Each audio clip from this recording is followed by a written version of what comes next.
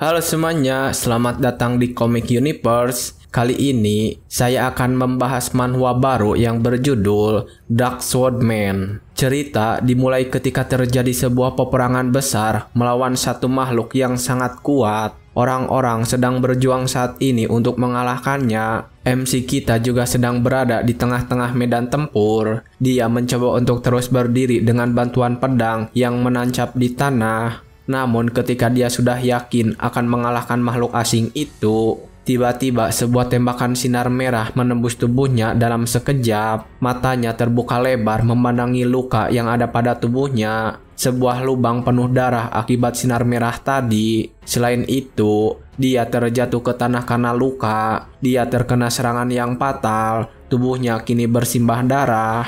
Namun MC kita masih memiliki kesadaran yang tersisa. Dia terus memandangi dirinya pada sebuah pantulan di pedang. Dia kemudian melihat satu sosok yang membahayakan umat manusia. Ancaman tidak dikenal muncul dan menghancurkan dunia. Musuh bebuyutan umat manusia, The Liquidator. MC juga kemudian memperhatikan mereka yang sedang bertarung dengan The Liquidator saat ini. Para hero, kelompok yang dibentuk untuk melindungi umat manusia terdiri dari seorang pria yang selamat dari hantaman meteoroid raksasa tanpa goresan, The World Protection Seal, Brilliant Miller, seorang bijak agung yang dikatakan memiliki kekuatan setara dengan satu divisi, Gritseg, Bella Albrig, seorang pemanah yang menjatuhkan naga tingkat tinggi dengan satu tembakan, Divine Archer, Jacob Bloomfield, pendekar pedang wanita terkuat yang pernah ada, Sword Saint, Amy White, dan kemudian ada kami, mereka yang disebut unit pendukung. Kenyataannya, kami hanyalah pion pengorbanan.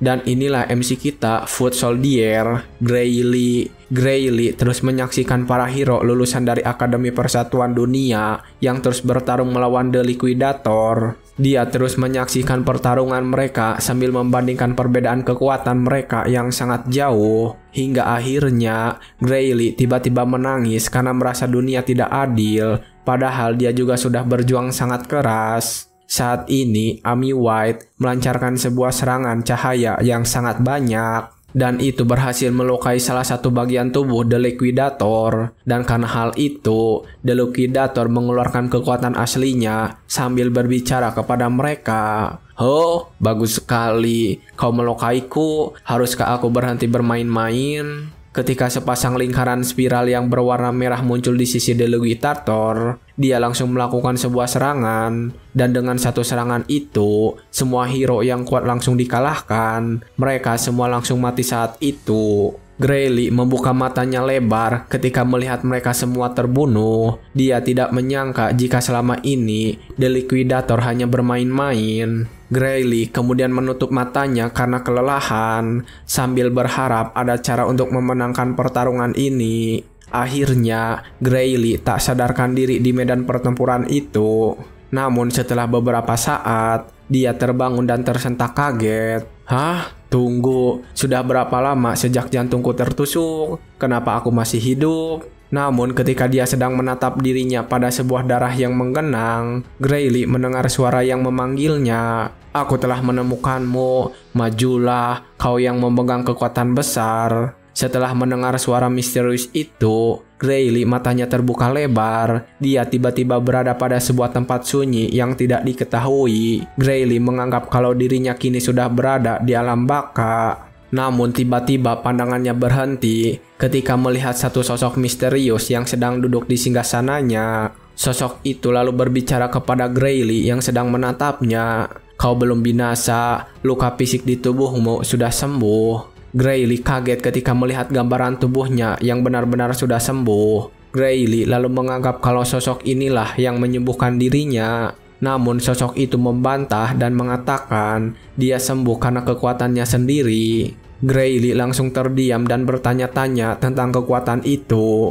Sosok itu yang melihat Grayli kebingungan lalu memberitahunya, "Aku tidak bisa menjelaskannya padamu, karena bahkan aku tidak bisa menganalisis kekuatanmu dengan benar. Tapi aku bisa menjamin bahwa kekuatanmu lebih kuat dari yang dimiliki The Liquidator. Itu pun jika kau bisa mengendalikannya dengan benar." Mendengar itu, Grayli bertanya apakah dia bisa menang melawannya. Sosok itu mengatakan jika dia tidak tahu, namun tujuannya sama, yaitu untuk menyingkirkan The Liquidator. Dan ketika mereka sedang mengobrol, sosok itu tiba-tiba bergerak dengan cepat dan sudah menusuk tubuh Grayli.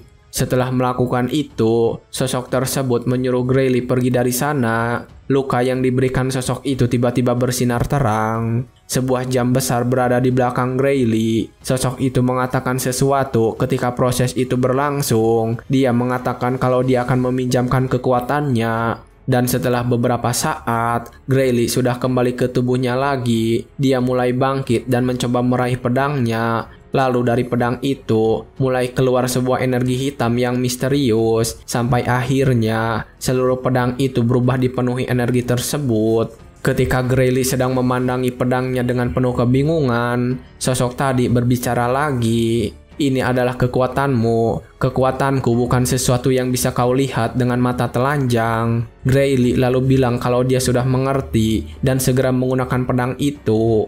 Grayli mengayunkan pedangnya dengan kuat dan sebuah gelombang hitam menyerang melukai The Liquidator. Liquidator yang terkena serangan itu kaget ketika melihat Grayli yang tiba-tiba berada di hadapannya. Dia mengatakan jika dia tidak menyangka masih ada orang kuat yang tersisa. Setelah berhasil melukai Liquidator, Grayli menjaga jarak dan setelahnya Gray kembali menyerang. Dia percaya kalau saat ini kekuatannya lebih kuat daripada Liquidator.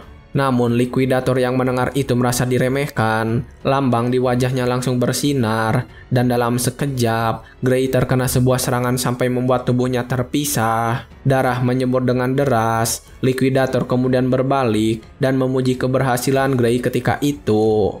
Akan kupuji kau karena telah memaksaku mengerahkan seluruh kekuatanku. Namun ketika dia sedang berbalik, sebuah energi hitam mulai berkumpul. Kedua cahaya merah juga tiba-tiba bersinar dengan terang. Liquidator yang terkejut kemudian segera melihat kembali ke arah Gray yang sudah terbelah tadi. Dan kagetnya dia ketika melihat Gray yang sudah bangkit kembali. Gray diselimuti energi hitam misterius di seluruh tubuh. Bahkan pedangnya juga bertambah besar. Liquidator bertanya apakah Gray masih seorang manusia. Dia juga segera memasang penghalang untuk berlindung. Saat ini, Gray terlihat berubah. Sebelah wajahnya tertutupi energi hitam dengan mata yang berkobar cahaya merah. Gray kemudian segera mengayunkan pedang dan menyerang penghalang yang dibuat Liquidator. Dengan serangan itu, Gray berhasil menghancurkannya. Sebuah gelombang energi melesat melewati Liquidator. Dan saat ini tubuh Liquidator juga sudah terluka. Namun luka di bahunya segera tertutup kembali. Gray lalu menjaga jarak sebentar dari sana. Kemudian dia kembali menyerang dengan cepat dan mengatakan kalau Gray akan menghancurkan Liquidator berulang kali sampai dia mati. Sebuah tebasan hitam kembali melukai Liquidator pada bahu yang lain. Sebuah darah emas mengucur keluar dari luka yang dia derita. Namun Liquidator ternyata masih bisa bertahan dan kembali menyembuhkan dirinya. Dia melakukan sesuatu dan tubuhnya langsung bersinar sangat terang. Liquidator berkata jika waktunya telah habis. Dari kedua tangannya tiba-tiba muncul sebuah simbol misterius. Dan di sana tiba-tiba muncul sebuah bulan purnama dan langitnya menjadi gelap seperti suasana malam hari. Gray menatap bulan itu karena kagum, namun dia tidak melakukan itu terlalu lama. Gray langsung bergerak dengan cepat dan kembali menyerang Liquidator. Namun kali ini serangan Gray berhasil ditahan. Gray terdiam kaget ketika itu, sementara Liquidator berbicara dengan sombong kepadanya. Semuanya sia-sia, di dalam dimensi senja ini tidak ada yang bisa melukaiku. Hentikan perlawanan sia-siamu dan lihatlah bintang-bintang. Indah bukan? Gray melihat ke atas dan sebuah bintang tiba-tiba bersinar sangat terang. Kemudian bintang itu langsung menyerang Gray dengan cahayanya. Gray yang terkena sinar itu langsung meledak dengan keras. Setelah semua cahaya itu menghilang, sebuah lubang yang sangat besar tercipta. Dengan percaya diri, Liquidator mengatakan jika Gray tidak akan bisa hidup kembali setelah hancur menjadi debu. Namun dari kehampaan, sebuah pusaran energi terbentuk di sana. Lingkaran waktu terlukis di sana. Liquidator hanya bisa terpaku ketika melihat lingkaran waktu yang bercahaya itu. Kemudian sebuah suara berbicara ketika itu terjadi. Betapa besar kekuatan yang telah kau kumpulkan. Sebanyak ini seharusnya sudah cukup untuk membawamu kembali. Liquidator ternyata mengenali suara itu dan memanggilnya. Tidak mungkin, Kronos, dasar bajingan.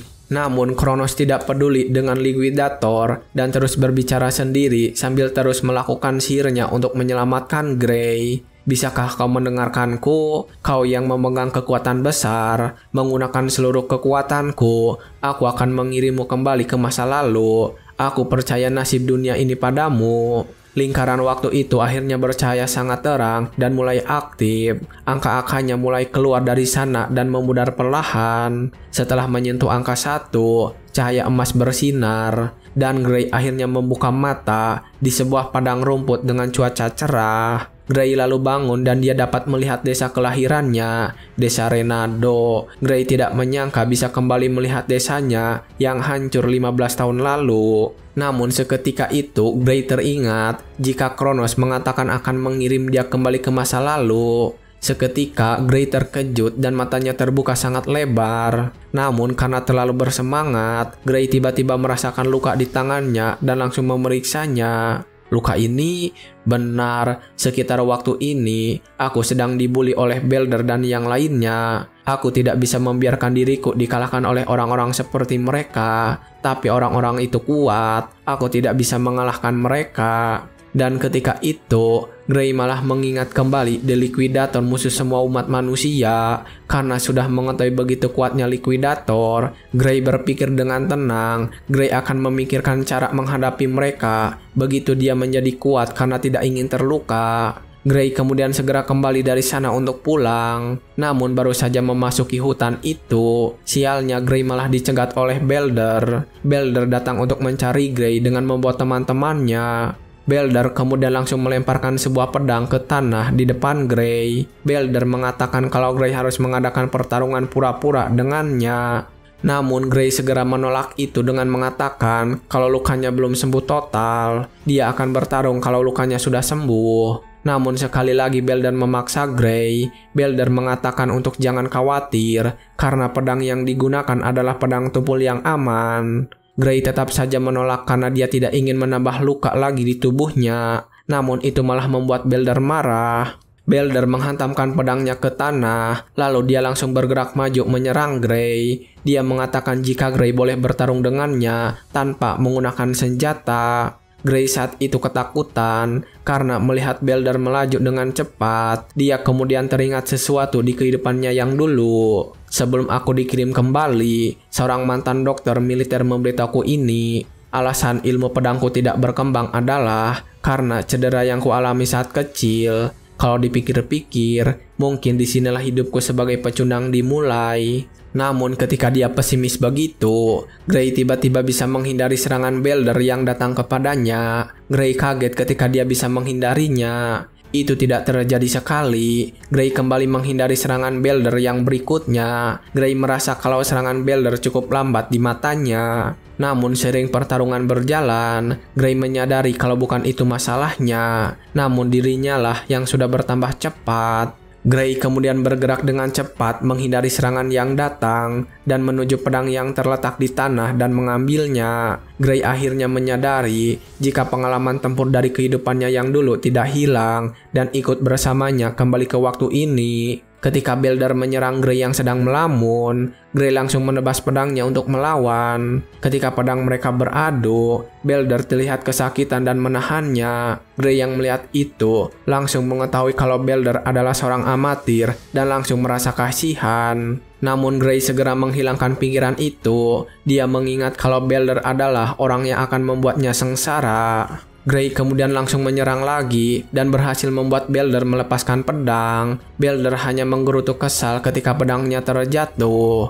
Sementara Grey kemudian mendekatinya sambil berbicara. Kau mungkin belum pernah dilatih cara menerima pukulan dari belakang. Tapi ya, kurasa tidak perlu khawatir karena kalian baru saja mengajariku bahwa selama pedangnya tumpul, sangat aman untuk memukul seseorang dengannya. Gray menunjukkan senyuman jahat ketika mengatakan kalimat itu. Gray kemudian langsung menebas Beldar dengan percaya diri. Namun ternyata serangan dari Gray itu berhasil membuat luka sobek pada tubuh Beldar. Beldar langsung terjatuh dan menjerit kesakitan. Gray sendiri tidak menyangka dia akan terluka dengan pedang tumpul miliknya itu. Dia memastikan kembali pedangnya dan ternyata itu memang benar-benar tumpul. Setelah kembali memastikan, Gray lalu memukul Beldar dengan pinggir pedang. Gray juga menghampiri dan memprovokasinya.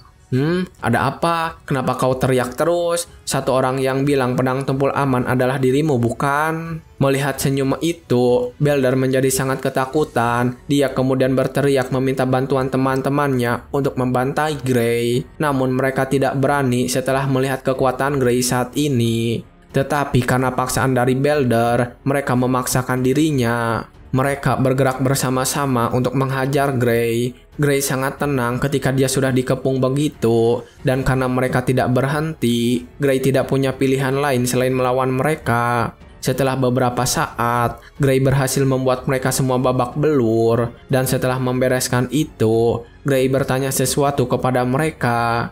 Kalian semua dari dojo Sharia Swordsmanship ya? Antar aku ke sana. Mereka hanya menerima lewat kenalan, bukan? Namun Beldar segera menolak itu dan meminta orang lain yang mengantarnya karena malu dengan masternya. Dan karena Beldar tidak mau, Gray kemudian mengayunkan pedangnya untuk mengancam Beldar. Kalau kau tidak mau, bagaimana kalau kita lanjutkan yang tadi? Beldar yang sudah ketakutan langsung berlari dari sana dan meminta Gray untuk mengikutinya ke dojo. Setelah sampai di kota, dalam perjalanannya itu, Beldar yang penasaran bertanya alasan Gray ingin memasuki dojo. Gray menjawab kalau dia butuh rekomendasi untuk memasuki sebuah akademi. Salah satu dari mereka mengatakan jika Gray sudah cukup kuat tanpa harus memasuki dojo. Namun Gray mengatakan jika itu belum cukup. Gray teringat kembali ketika dirinya melihat semua hero yang melawan likuidator terbantai hanya dalam satu serangan. Dia juga mengingat kalau dengan kekuatan gelap yang dia miliki,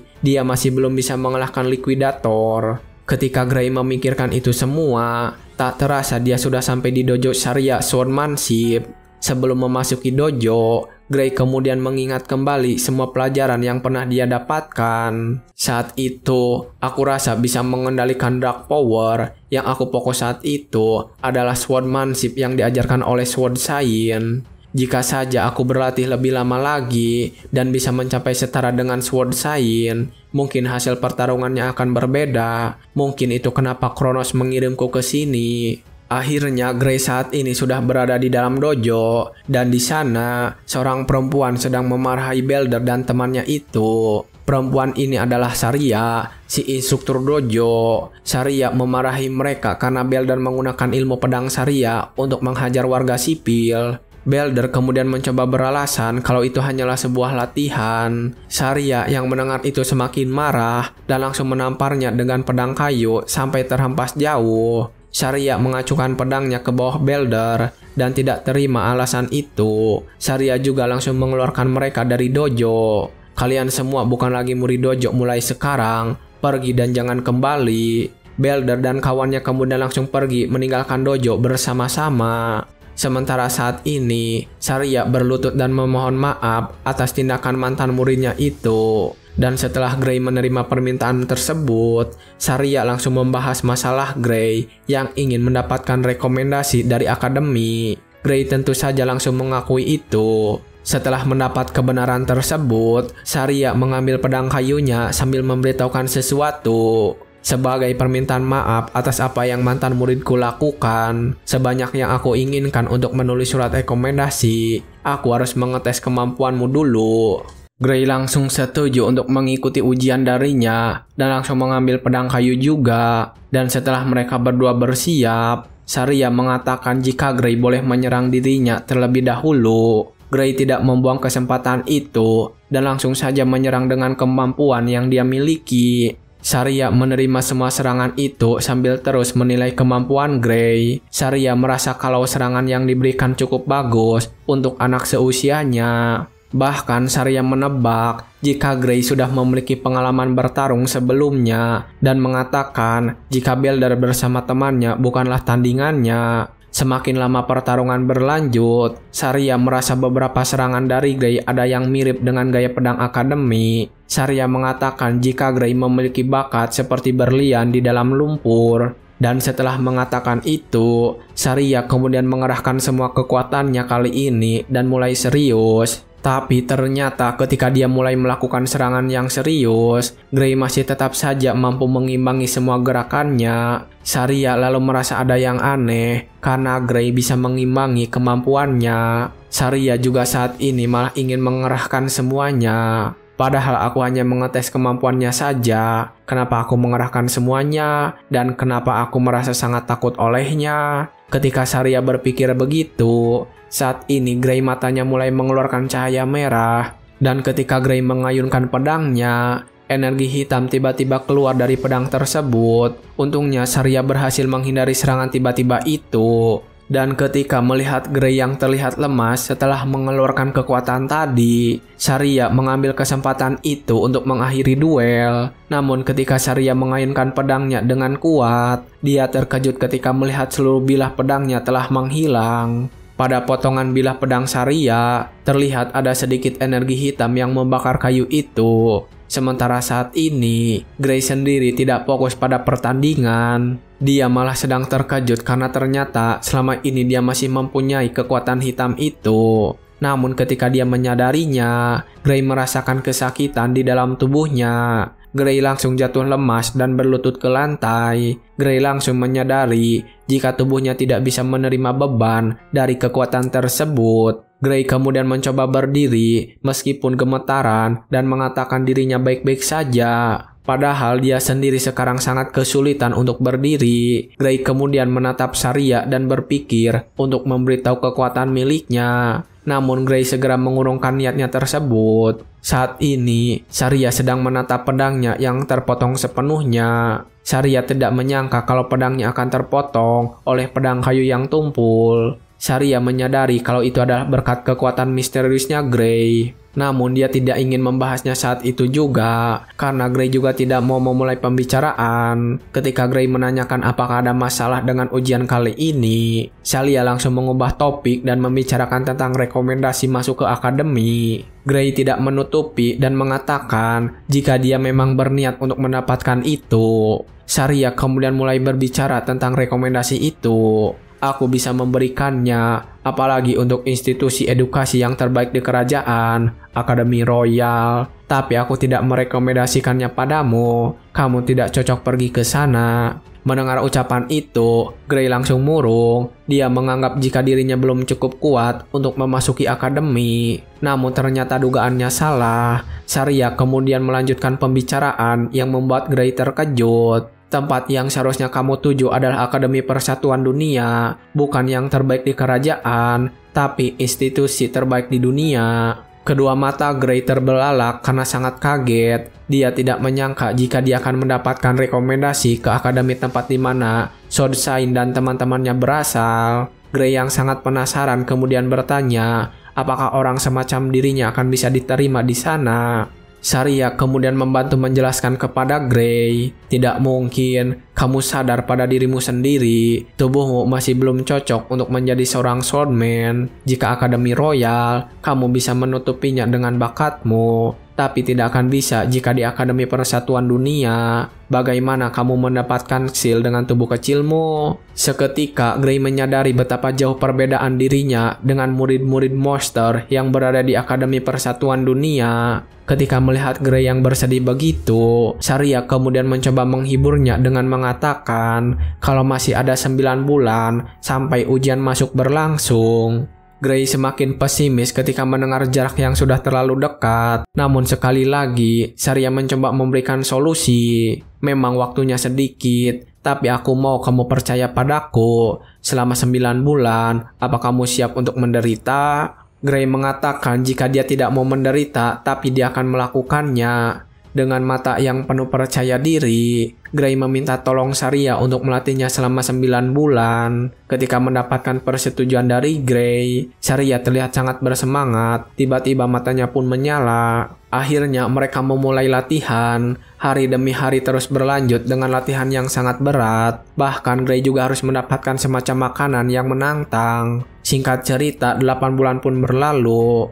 Saat ini, Gray sedang beristirahat mengelap keringatnya di tubuh. Terlihat bentuk tubuhnya sudah berotot saat ini. Saria yang ada di sana kemudian berbicara kepada Gray jika sudah tidak ada yang perlu diajarkan lagi kepadanya. Saria meminta kepada Gray untuk segera pergi menuju ujian itu. Saria memberikan uang saku kepada Gray untuk perjalanan dan makan selama 1 bulan. Gray kemudian mencoba menolak uang itu dan mengatakan jika terlalu awal 1 bulan untuk pergi dari sana, dan dia mengatakan kalau dia merasa diusir olehnya. Saria mengatakan jika tuduhan itu berlebihan, namun ketika mereka sedang mengobrol, tiba-tiba saja Gray mengungkit tentang masalah sarang ogre yang berada di sekitar desa. Gray juga mengungkit tentang jarangnya penjaga yang ada di desa ini. Saria membenarkan tentang sarang ogre itu, namun Saria membantah tentang jarangnya penjaga. Saria mengatakan jika akan ada bantuan yang datang dari kerajaan. Saria kemudian meminta Gray untuk pergi dari sana dan melakukan ujian dengan tenang tanpa mengkhawatirkan beban desa. Namun, Gray yang sudah mengetahui kejadian di masa depan dapat mengetahui kebohongan Saria. Dia berbohong, tidak ada yang datang ke desa ini, dan sebelum desa ini runtuh, monster akan membunuhnya. Ada yang bilang dia dibunuh saat ingin mengalahkan ogre sendirian. Namun, Gray tidak terlalu ingin membahasnya. Dia langsung saja berterima kasih atas pelajarannya selama ini, dan mengatakan kalau dia akan pergi. Saria merasa lega ketika mendengar itu, dan berdoa untuk kebaikan Gray dalam ujian tersebut. Pada malam hari, ternyata Saria sedang mengurus monster-monster yang berada di hutan di dekat desa. Saria melacak keberadaan dari jejak darah yang ditinggalkan. Namun ketika Saria akan mengikuti jejak darah yang sudah dia temukan, Gray yang sudah berada di atas pohon bertanya kepada Saria dan mengejutkannya. "Mau kemana, Master?" Saria yang melihatnya tentu saja terkejut karena dia sudah menganggap jika Gray sudah berangkat menuju akademi. Namun Gray segera turun dari sana dan bertanya mengenai tentara kerajaan yang akan mengurus sarang ogre. Saria menjawab jika mereka ada urusan, jadi dia berencana untuk melakukannya sendirian karena merasa dirinya saja sudah cukup untuk mengalahkan mereka semua. Saria kemudian menjelaskan jika bosnya hanyalah elit ogre dan sekitar 50 monster yang berada di sarang itu. Setelah mendengar monster apa yang akan dihadapi, Gray memikirkan kemungkinan menang. Elite Ogre memang tidak sekuat jika dia sendirian, tapi kekuatannya terdapat pada kepintaran dan kepemimpinan. Ada resiko dikepung oleh mereka, bertarung sendirian sama saja bunuh diri. Dan satu hal yang pasti, jika kubiarkan dia pergi sendirian, dia pasti tidak akan selamat, dan desa akan hancur oleh ogre. Aku sudah melihat masa depan dengan mataku sendiri. Gray yang khawatir tentang keselamatan Master dan desanya, kemudian meminta untuk ikut membasmi sarang ogre itu. Namun Saria tetap saja menolak dan ingin pergi sendiri. Gray kemudian memohon dan mengatakan jika dia ingin mengalami kesempatan bertarung secara langsung. Gray juga bertanya apakah Gray akan menghalanginya sehingga tidak dibiarkan ikut. Saria mengatakan kalau Gray tidak akan menjadi penghalang baginya. Namun Saria khawatir dengan keselamatan Gray karena tidak tahu apa yang akan terjadi pada pertarungan yang asli, apalagi pada sarang monster yang tiba-tiba tercipta begitu saja. Karena Saria tetap bersikeras ingin membasmi sarang ogre itu sendirian, Gray memutuskan untuk memaksa. Gray mengacungkan pedangnya ke arah Saria dan berkata dengan sangat percaya diri, "Master, aku akan melawanmu dan mengalahkan ogre itu sendirian." Melihat Gray yang sangat yakin dengan ucapannya itu, Saria akhirnya menyerah dan membiarkan Gray untuk ikut bersama. Namun Saria mengatakan sebuah syarat untuk Gray. "Tapi berjanjilah, tidak peduli apa yang terjadi, kembalilah dengan selamat." Gray berjanji dengan itu dan mengatakan jika Saria juga tidak boleh mati dari sana. Akhirnya mereka berdua langsung berjalan bersama menuju sarang ogre. Mereka menjaga jarak cukup jauh dari sarang ogre untuk mengawasi situasinya terlebih dahulu. Mereka berdua kemudian membicarakan strategi dan saling mengingatkan satu sama lain agar berhati-hati. Setelah memeriksa cukup lama, Saria mengatakan kalau dia tidak melihat Elite Ogre yang berada di sana. Saria kemudian meminta Grey untuk mengurus musuh yang berupa ogre biasa, sementara Saria akan mengurus ogre di area yang lebih luas. Setelah mereka berdua setuju dengan rencananya, mereka langsung pergi bersama-sama menyerang desa ogre. Saria dengan cepat langsung berhasil membunuh salah satu, namun itu membuat ogre yang lain menyadari serangan mereka berdua. Grey kemudian langsung membunuh ogre yang mulai bergerak untuk menyerang Master. Mereka berdua akhirnya membunuh banyak ogre yang mulai mengepung mereka. Setelah beberapa saat, semua monster yang ada di sana tak terasa sudah dikalahkan. Saria kemudian memuji tentang keterampilan bertarung Grey. Namun saat itu Grey merasakan ada sesuatu yang aneh karena semua monster yang dihadapi terlalu lemah. Grey lalu melihat ke arah tenda yang masih berdiri. Grey kemudian melihat sepasang mata yang bersinar, dan setelah bertatapan dengan mata itu, Grey menyadari jika situasinya berbahaya. Grey langsung mengajak masternya untuk segera pergi dan meninggalkan tempat itu. Ketika masternya bertanya tentang alasan kenapa dia menjawab pergi, Grey berteriak dan memaksa untuk pergi dari sana. Akhirnya mereka berdua langsung kabur dengan cepat, berlari dari sana. Namun baru saja berjalan beberapa saat, salah satu monster tiba-tiba melompati dan menghadang jalan kabur mereka. Dan monster ini adalah Elite Ogre yang sesungguhnya. Namun Grey terlihat masih gelisah. Dia berteriak jika Elite Ogre ini bukanlah bos yang sebenarnya. Tetapi ketika Grey akan memberitahu siapa bos yang sebenarnya, sebuah raungan yang sangat keras terdengar tiba-tiba, disambut oleh sekumpulan monster yang juga telah berkumpul di belakang mereka berdua. Saria terkejut ketika melihat sekumpulan monster dengan mata yang menyala merah dan merasakan sebuah kehadiran yang sangat kuat di belakang mereka. Grey kemudian memberitahu Satria tentang apa yang terjadi saat ini. Ada yang lebih kuat daripada Elite Ogre, General Ogre, yang ada di dalam sarang ini adalah bos sesungguhnya.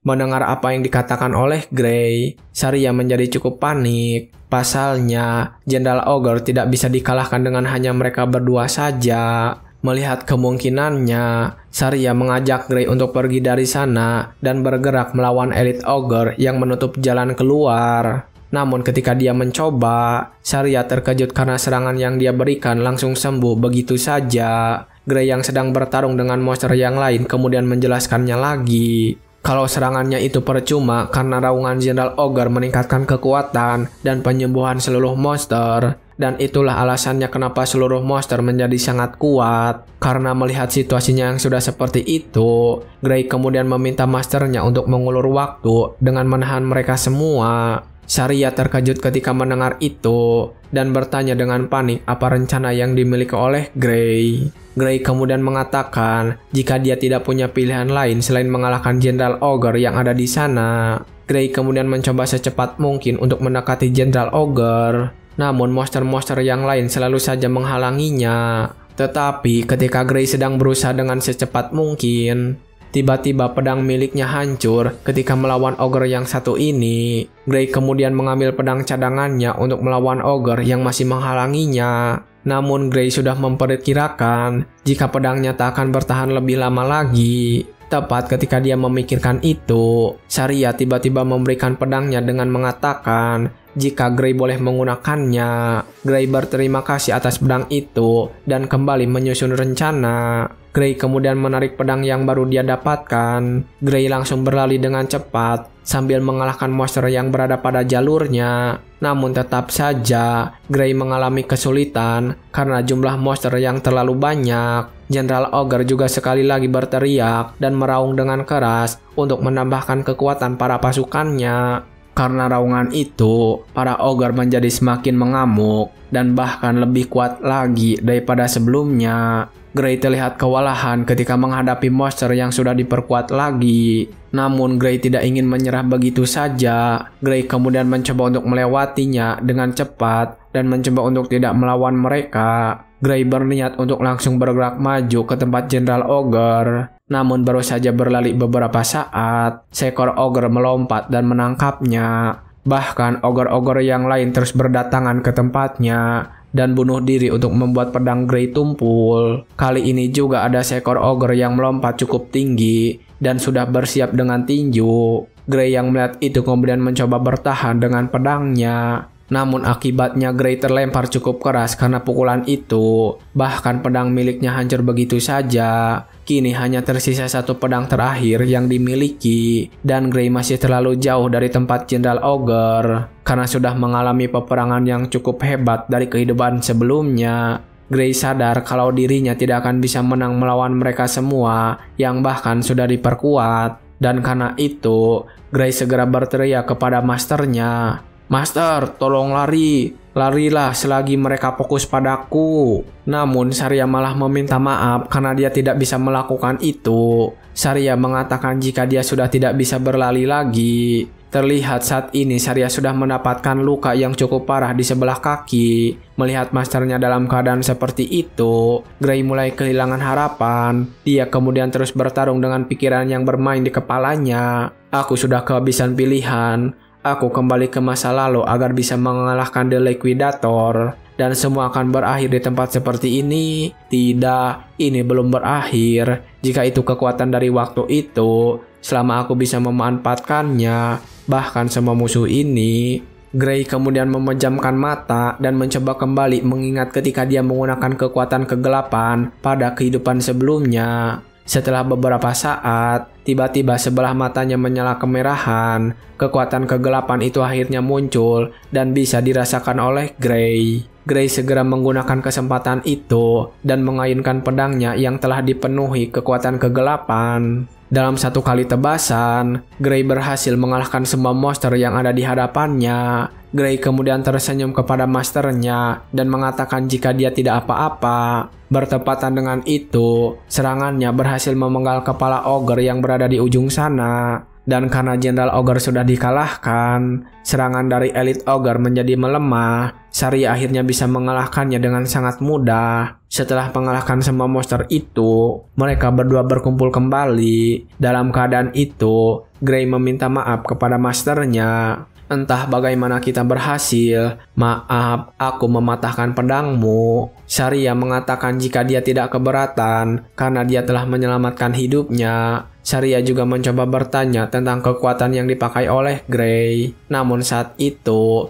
Grey sudah sangat terbebani karena menggunakan kekuatan tadi dan terjatuh pingsan tidak sadarkan diri. Dalam keadaan itu, Grey tanpa sengaja memasuki alam bawah sadar. Grey bertanya-tanya sedang berada di mana dia saat ini. Namun ketika dia bertanya seperti itu, Grey melihat sebuah pintu di hadapannya. Pintu itu bahkan memiliki rantai yang seperti menyegelnya dengan kuat. Grey kemudian memperhatikan, lalu di antara rantai tersebut muncul sebuah kekuatan hitam yang sangat dia kenal. Ternyata kekuatan hitam itu keluar dari dalam merambat melewati celah pada pintu. Melihat kekuatan itu yang berusaha keluar dari pintu tersebut, Grey berusaha untuk mendapatkan kekuatannya. Grey kemudian berjalan mendekati mencoba untuk membuka pintu itu.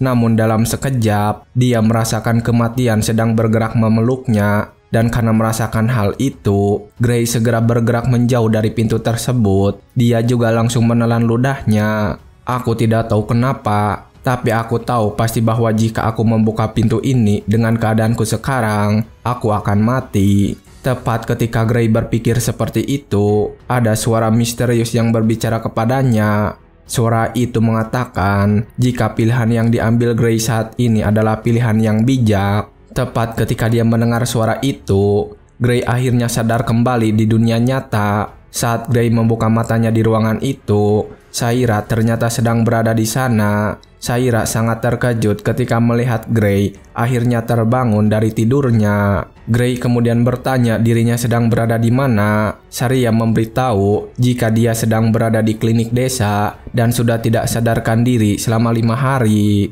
Grey kemudian memegang kepala dan mengatakan jika dia sepertinya sudah memaksakan diri dan jadi kelelahan. Namun, Saria menyadari jika itu adalah efek dari kekuatan misterius milik Grey. Namun, Saria tidak ingin membahas itu dan langsung menanyakan apakah Grey sudah bisa bergerak saat ini. Gray kemudian segera memeriksanya, tetapi ketika dia mencoba untuk menggerakkan seluruh tubuhnya, Gray kaget karena dia tidak bisa menggunakan kekuatan di lengan kanannya. Gray khawatir jika dirinya tidak akan bisa memegang pedang dengan tangan kanannya saat ini. Dia juga melihat sebuah bercak hitam pada lengan kanannya itu. Namun ternyata Saria tidak melihat bercak hitam itu dan malah fokus kepada tangan Gray yang tidak bisa bergerak dengan baik. Saria kemudian memberitahu kondisi lengannya Gray saat ini. Seperti yang kuduga, tidak akan sembuh seperti semula dalam waktu dekat. Maksudku, semua tulang di lengan kananmu hancur berkeping-keping. Kami sudah mengobatinya dengan ramuan sihir. Ketika mendengar tentang ramuan sihir itu, Gray sangat terkejut dan kaget karena pada dasarnya ramuan sihir itu benda yang sangat mahal. Namun Saria meminta untuk tenang karena itu adalah pemberian dari kepala desa. Mendengar itu malah membuat Gray semakin terkejut. Kepala desa, kenapa dia memberikannya pada orang sepertiku? Kemudian dengan tenang, Saria memberitahunya sesuatu. Apa yang kau katakan? Gray, kau pahlawan desa ini. Gray hanya terdiam ketika mendengar itu dengan ekspresi polos di wajahnya. Dan bertepatan dengan itu, kepala desa tiba-tiba datang dan menerobos masuk. Melihat kehadiran kepala desa di sana, Gray langsung saja berterima kasih atas ramuan sihir yang telah dia pakai. Namun dengan segera, kepala desa berbicara dengan sangat semangat kepada Gray. Kepala desa mengatakan sangat berterima kasih karena Gray sudah membunuh Jenderal Ogre yang sangat berbahaya. Kepala desa kemudian menggenggam tangan Gray dan terus saja memujinya. Jika kau tidak membunuhnya, desa ini akan hancur. Jika bukan karena kau dan Saria, ramuan ini, klinik ini, dan bahkan nyawa para penduduk desa yang kau selamatkan, semua ini tidak akan ada. Gray kemudian mengatakan jika semua ini berlebihan, namun kepala desa membalas jika semua ini tidak berlebihan dibandingkan dengannya yang sudah berjuang melawan Jenderal Ogre. Gray kemudian termenung dan berpikir tentang ucapan kepala desa. Gray kemudian kembali mengingat tentang kehancuran desa ini di kehidupan sebelumnya. Karena melihat Gray yang tetap saja belum menerima semua keadaan ini, kepala desa kemudian mengatakan kalau dia telah melakukan sesuatu yang sangat penting. Kepala desa juga mengatakan tentang ujian masuk Akademi Persatuan Dunia yang akan diikuti oleh Gray. Setelah mendengar tentang ujian itu, Gray akhirnya menyadari betapa pentingnya itu. Gray langsung tertunduk lemas dan pusing ketika mendengarnya. Aku pergi membunuh Ogre seminggu sebelum ujian. Jika aku sudah tertidur selama 5 hari, berarti aku hanya punya sisa 2 hari. Perlu 3 hari berjalan kaki dari sini ke Akademi Persatuan Dunia. Aku bisa sampai di sana dalam sehari dengan kuda, tapi aku tidak punya uang sebanyak itu. Setelah menyadari situasinya yang gawat, Gray kemudian meminta bantuan kepala desa dengan meminjam kuda yang ada di desa. Namun kepala desa menjawab dengan tenang kalau dia sudah menyiapkan kuda terbaik di desa untuk Gray ditunggangi. Saria kemudian menambahkan jika Gray tidak bisa bangun hari ini, mereka akan membawanya ke sana dalam tidurnya. Setelah agak baikan, Gray segera mencoba keluar dari klinik tersebut. Namun ketika dia membuka pintu, Gray disambut banyak orang, bahkan dengan beberapa spanduk yang menyatakan dukungan untuk dirinya. Mereka semua berterima kasih atas tindakan yang telah dia buat. Mereka juga mendoakan kelulusan ujian untuk Gray. Kemudian salah satu warga desa menghampiri Gray dan memberikan sekantung uang kepadanya. Gray menerima itu dan kemudian bertanya apa maksudnya dengan kantong itu. Orang itu kemudian mengatakan jika itu adalah sesuatu yang seluruh desa kumpulkan untuk Gray. Semua warga mendengar jika biaya untuk daftar di Akademi Persatuan Dunia itu mahal. Jadi mereka mengumpulkan uang bersama-sama. Gray merasa senang ketika mendengar itu. Dia kemudian tersenyum dan berterima kasih kepada semua orang setelah mendapatkan kuda untuk segera pergi dari sana. Namun Gray berkata kepada Saria jika dia akan sulit kembali ke sini kalau dia gagal dalam ujian. Namun Saria mencoba untuk menenangkan Gray dengan mengatakan sesuatu. Tidak perlu khawatir, tidak ada satupun pendaftaran di Akademi Persatuan Dunia yang bisa mengalahkan seorang Jenderal Ogre. Gray ternyata bukan khawatir soal itu. Gray saat ini khawatir dengan keadaan tangan kanannya saat ini. Saria lalu mengatakan jika lengan kirinya masih berfungsi dengan baik. Saria juga mengatakan jika itu lebih dari cukup dan Gray juga tidak perlu menggunakan kekuatan misterius. Tapi Gray tetap saja merasa cemas dengan ujian masuknya yang mungkin akan sangat keras dan tidak memungkinkannya lulus dengan satu tangan. Saria sekali lagi menenangkan Gray yang sudah menaiki kuda. Tidak apa-apa, para penguji di akademi tidak begitu buta sehingga mengabaikan kemampuanmu. Aku jamin kamu pasti akan lulus. Setelah mendengar itu, Gray mulai memiliki kepercayaan diri dan berniat untuk lulus apapun yang terjadi. Gray lalu berpamitan ke seluruh warga desa yang sudah mengantarnya sampai ke gerbang. Gray akhirnya pergi dari sana menuju akademi. Singkat cerita, hari itu juga Gray berhasil sampai di Akademi Persatuan Dunia. Gray melihat ke arah sebuah bangunan yang berada di tengah-tengah danau. Gray terus berjalan dengan kudanya memasuki bangunan yang terlihat megah itu.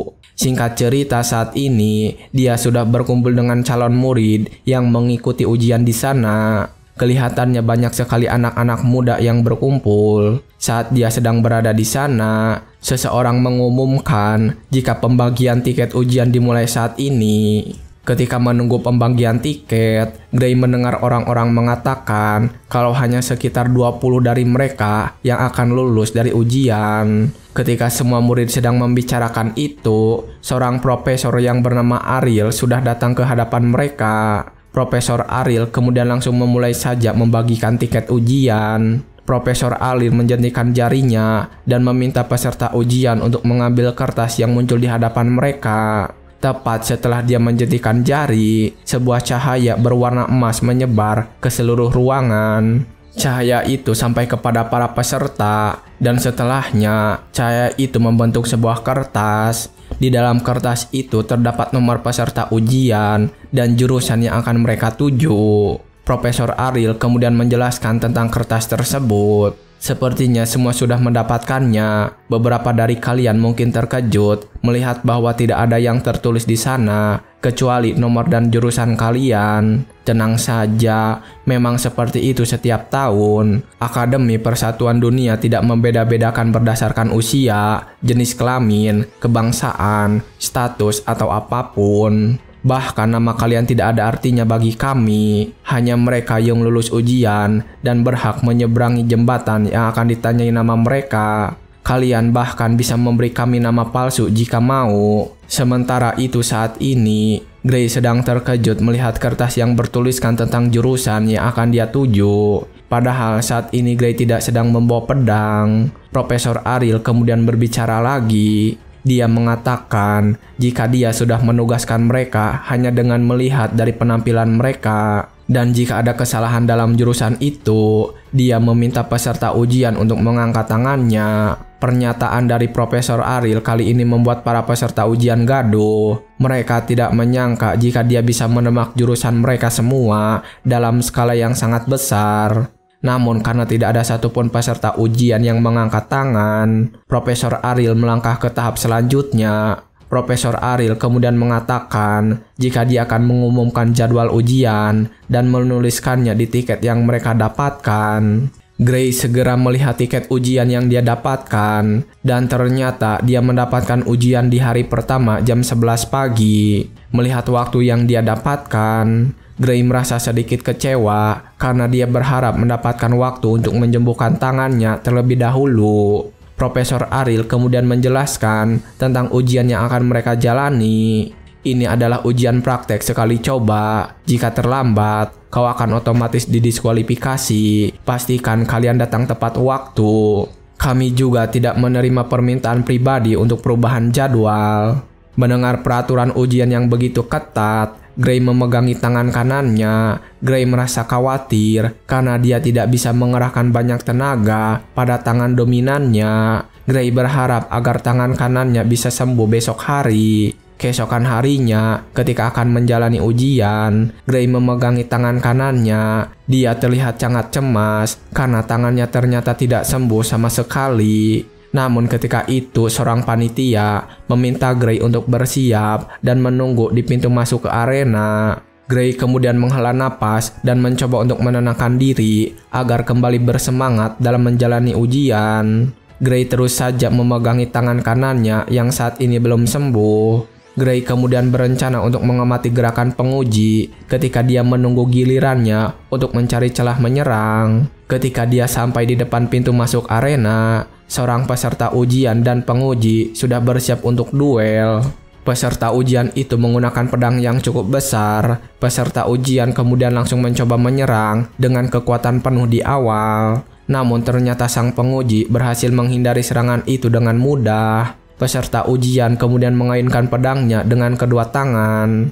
Namun penguji berhasil menangkis serangan itu dengan pedang kecil. Sang penguji kemudian langsung menghempaskan pedang besar milik peserta ujian. Sang penguji langsung mengakhirinya saat itu juga. Setelah peserta ujian itu terlempar jauh dan bahkan melepaskan pedangnya, penguji mengatakan jika ujiannya berakhir dan meminta dia untuk mengambil senjatanya lalu keluar dari arena. Melihat hasil pertandingan di depannya, Gray langsung mati kutu dan merasa tidak ada kesempatan baginya untuk menang.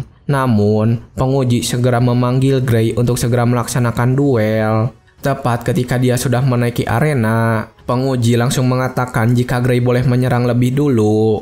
Gray yang saat itu masih cemas kemudian tidak peduli. Gray langsung saja bergerak dengan cepat menyerang penguji. Gray kemudian mengingat kembali saran yang diberikan oleh Saria ketika di desa. Pedang tidak hanya diayunkan dengan tanganmu saja, kau menyalurkan kekuatan yang dihasilkan oleh seluruh tubuhmu melalui tanganmu. Setelah mengingat itu, Gray memegang pedang dengan kedua tangannya. Gray mencoba langsung memberikan serangan yang cepat kepada penguji. Namun penguji berhasil menghindarinya. Bahkan penguji memberikan serangan balik. Namun ketika serangan penguji itu sudah dekat, Gray ternyata bisa melihat arah dari serangan itu. Gray merasa kalau serangan dari penguji yang dia lihat cukup lambat. Gray akhirnya bisa menghindari serangan itu. Namun tetap saja, Gray merasa kalau penguji ini memiliki kekuatan yang kuat, namun kecepatannya tidak sebanding dengan milik masternya. Setelah menyadari kedua hal itu, Gray merasa percaya diri dapat mengimbangi penguji tersebut. Gray kemudian mulai fokus dan melakukan serangan yang berkelanjutan. Terlihat saat ini penguji itu sedikit tersentak dan kaget dengan kemampuan Gray yang bisa mengimbanginya. Gray kemudian teringat kembali dengan masternya yang mengatakan jika dirinya akan lulus ujian. Gray segera meningkatkan kekuatannya meskipun hanya memakai lengan kiri. Dia fokus untuk mengalahkan penguji saat ini. Pertarungan mereka terus berlanjut dan serangan-serangan yang cepat pun terlihat. Namun karena bisa melihat gerakan pedangnya sang penguji, Gray melakukan sebuah serangan untuk mengacaukan pergerakannya. Beberapa saat, Gray berhasil memancing penguji untuk melakukan sebuah ayunan yang sangat besar. Dan ketika itu, Gray segera menghindari untuk bergerak ke belakang penguji. Gray kemudian berniat untuk segera mengakhirinya saat ini. Namun begitu dia bergerak, seseorang tiba-tiba meminta mereka untuk berhenti. Gray merasa sangat tanggung ketika menghentikan duelnya. Namun orang tersebut segera menjelaskan apa yang terjadi. Berhentilah, batas waktu ujian sudah tercapai. Dengan ini hasilnya akan jadi seri. Mendengar hasil dari ujian itu, Gray merasa sangat kecewa karena tidak berhasil dalam ujian masuknya. Dia menuruni arena dengan wajah yang sedih sambil terus bergumam di dalam hatinya. Aku sudah mengerahkan segalanya, tapi kalau aku tidak bisa menang melawannya, semua akan jadi sulit bagiku. Lenganku seharusnya sudah pulih tahun depan, jadi aku harus mengambil ujiannya lagi. 1 minggu kemudian, di Akademi Persatuan Dunia, ruangan meeting nomor 53, para profesor sedang berkumpul di sana termasuk Profesor Ariel. Kemudian salah satu dari mereka bertanya tentang para peserta ujian yang sudah melaksanakan ujiannya. Seseorang mengatakan jika dia berhasil mengalahkan semua peserta ujian. Lalu kemudian orang dengan jas hitam mengatakan kalau metode yang mengamati secara bersama-sama ini tidak efisien. Orang ini meminta untuk membagi beban tugasnya lagi pada ujian tahun depan. Salah satu dari mereka juga berpendapat seperti ini. Kita tidak bisa mengabaikan seorang bakat hanya demi membuat semuanya jadi mudah untuk kita. Namun pria tua berbaju putih menghentikan mereka. Dia berkata ingin mengetahui pendapat mereka mengenai siswanya, bukan sistem ujiannya. Pria dengan baju putih kemudian bertanya tentang jurusan ilmu pedang. Dia bertanya tentang siapa yang lolos pada jurusan ini. Beberapa cuplikan gambar tiba-tiba muncul di tengah-tengah meja rapat mereka. Seseorang kemudian menjelaskan jika yang lolos adalah mereka yang bisa mengalahkan penguji. Sisanya akan berdasarkan kualitas yang mereka tunjukkan dan bagaimana mereka, para peserta ujian, bertahan saat batas waktu 15 menit. Seseorang yang bertanggung jawab atas itu kemudian mengatakan beberapa murid yang lolos ujian dan mencoba mempertahankannya. Hanya mereka saja yang bisa bergabung karena orang lain akan tidak bisa mengikuti tempo kelasnya jika dipaksakan diloloskan. Semua profesor sepertinya setuju ketika mendengar pendapat itu. Namun ketika pria dengan baju putih akan mengkonfirmasikan yang berhasil pada jurusan ilmu pedang, Profesor Ariel tiba-tiba bertanya tentang Gray. Bagaimana dengan kandidat nomor 513?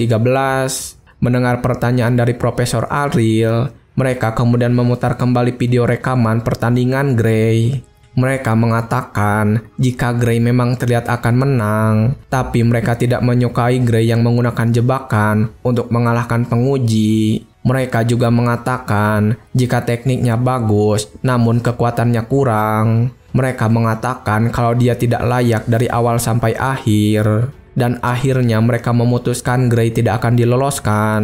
Profesor Ariel hanya tersenyum ketika mereka berpendapat begitu. Dia kemudian berbicara dalam hatinya. Banyak yang melihat, tapi tidak ada satupun dari mereka yang sadar kalau semuanya sebuta ini mungkin membuat semua orang mengamati bersama-sama itu benar-benar percuma. Keesokan harinya, pengumuman mengenai kelulusan bagi para peserta ujian akan dilaksanakan. Semua peserta ujian sudah berkumpul di sana, termasuk Gray yang sudah memegangi tiket ujiannya juga.